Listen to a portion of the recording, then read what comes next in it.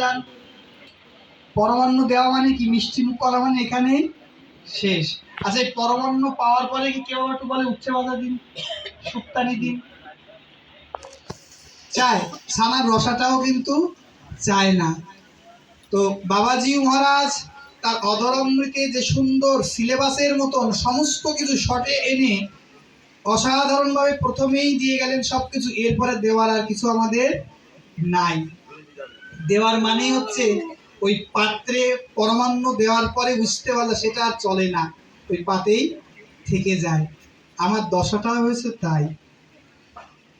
এই পরমান্ন দেওয়ার পরে কিছু চলে না, কিন্তু সাধু প্রণামী তো চলে, দক্ষিণা তো চলে। তা দক্ষিণা দিতে আসবেন গোবিন্দ নিজে, আমাদের গোবিন্দ প্রভু দিতে আসবেন, কিন্তু মাঝখানে আমি একটু বুঝতে পারলে সে পাতেই রয়ে গেলাম। তো নরসিংহদেব উনি যে প্রথমেই বাবাজি মহারাজ যে ভক্তের কথা বললেন, নামের মহিমা শ্রবণ দিলেন, তেঁতুলের কথা বলে দিয়ে গেলেন, মনে আছে তো? কাঠ পোকার কথা, আটশোলার কথা বলে দিয়ে গেলেন, তেঁতুলের কথা বললেন। কত সুন্দর আস্বাদন। বলছে এই জগতে একটু তেঁতুল তেঁতুল যদি 5 বার জপ করি, হরি বল হরি বল হরি বল, হরে কৃষ্ণ জপ করলে নয়নে জল আসবে না। জপের মালাটা নিয়ে রয়েছে হরে কৃষ্ণ। এই খেতে কেড়ে হরে কৃষ্ণ কৃষ্ণ। এই সিরিয়ালটা একটু ঘোরাস না, হরে কৃষ্ণ ভালো আছো তো? হরে কৃষ্ণ দিদি কোথায় যাচ্ছ? জপ হচ্ছে, হরে কৃষ্ণ জপ হচ্ছে, উপলব্ধিটা হচ্ছে আর এক জায়গায়, মায়ার মধ্যে উপলব্ধি হচ্ছে। বাবাজি মহারাজ যে কথা বলে গেলেন, কিন্তু এই 5 বার বা 10 বার যদি তেঁতুলের নাম নিই, তেঁতুল তেঁতুল তেঁতুল তেঁতুল তেঁতুল নিয়েছি তো, জিহ্বায় রস এসে গেলেন। আচ্ছা, সামান্য ফলের জন্য যদি জিহ্বায় রস আসতে পারে, রাত্রিকালে আগে যারা ছোট ছিল আমরা জুজুবুড়ির ভয় পেয়ে কিন্তু ঘুমাতাম। দুপুরবেলায় দিদি বা মাতে বলতো জুজুবুড়ি আসবে ঘুম না পড়লে, আবার রাত্রিবেলায় ঘুম না পড়লে বলতো জুজুবুড়ি আসবে। আগে জুজুবুড়ির ভয় পাওয়া যেত, ভূতের ভয় পেত। রাত্রিবেলা একটু ভয়ের গল্প করলে ভূতের ভয় আসে। নাম নিলে জিহ্বায় রস আসছে, আস্বাদন হচ্ছে। আবার ভূতের কথা বললে রাত্রি ভয় ভীত হচ্ছে। কিন্তু দেখুন তো, কৃষ্ণ নাম নিলে আমাদের মধ্যে প্রেমটা জাগছে কিনা, হরিনামে প্রেমটা জাগছে কিনা? জাগছে তো। কত ওই হরিনাম করছি। এই কেশবপুরের মতন এত সাধু সেবা মনে হয় বাংলার অন্য কোথাও হয় না। এখানে মহাপ্রভু যেমন আসলেন, আমাদের সিলেটে আসলেন তো, ঢাকার দক্ষিণে তো এলেন, সচিমায়ের গর্ভশম্ভু মাঝে এলেন, প্রকট হলেন গিয়ে নবদ্বীপে। দেখুন, সেই মহাপ্রভুর কৃপা নিয়ে সিলেটবাসী, সিলেটের মহাজন এই কেশবপুরে এসে সমস্ত সাধুদের এক করে দিলেন। এই কেশবপুরে যত সাধুদের এক করা হয়, অন্য কোথাও এমনটা হয় না।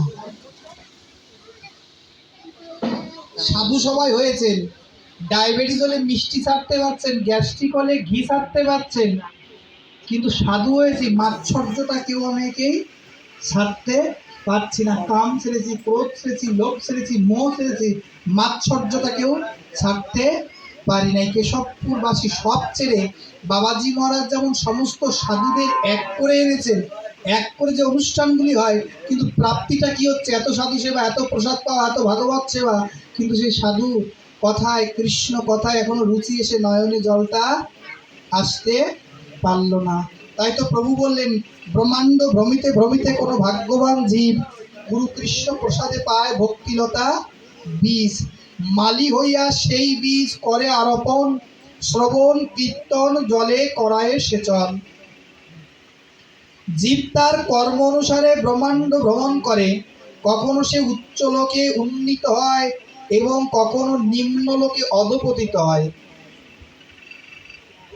এভাবেই ভ্রমত অসংখ্য জীবের মধ্যে কদাচিৎ কোনো একটি জীব গুরু এবং কৃষ্ণের কৃপায় ভক্তিরূপে যে বৃক্ষ বৃহৎ লতা তার বীজ প্রাপ্ত হয়, সেই বীজ লাভ করে জীব মালি হয়ে সেই বীজকে তার হৃদয়ে আরোপণ করেন। আচ্ছা, আরোপণটা হবে কি করে? বীজটা পাবোই কি? বলছেন ব্রহ্মাণ্ড ভ্রমিতে ভ্রমিতে কোনো ভাগ্যবান জীব গুরু কৃষ্ণ প্রসাদে পায় ভক্তিলতা বীজ। কিন্তু দুর্ভাগ্য কোথায় জানেন?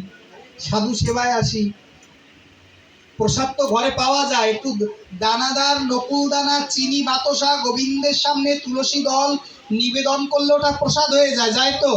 কিন্তু সাধু সেবায় আসি কিসের জন্য? একটু মহাপ্রসাদ পাওয়ার জন্য, সাধুর অধরামৃত ফেলনা উচ্ছিষ্ট পাওয়ার জন্য। কিন্তু দুর্ভাগ্য, সাধু হয়েছি, মালা তিলক করেছি, মালাটা আমার মতন পালিশ করা কালার কালো হয়ে গেছে, গলাতে আবার কালো তিলক ধরেছি, শিখাটাও আবার অনেক ঝুলে গেছে, কিন্তু স্বভাব কি হয়ে গেছে জানো?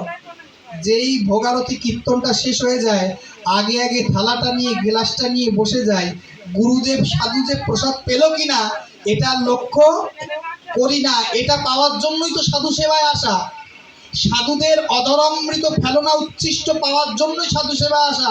মানে ঘরেও তো ভোগ হয়েছে, আরে চিনি বাতাসা নকুল দানাও তো ভোগ, কিন্তু প্রসাদ পেতে আসিনি, সাধুদের অধরামৃত ফেলনা উচ্ছিষ্ট মহাপ্রসাদটা নেওয়ার জন্যই সাধু সেবায় আসা, কিন্তু সেটাই আমাদের পাওয়া হয় না।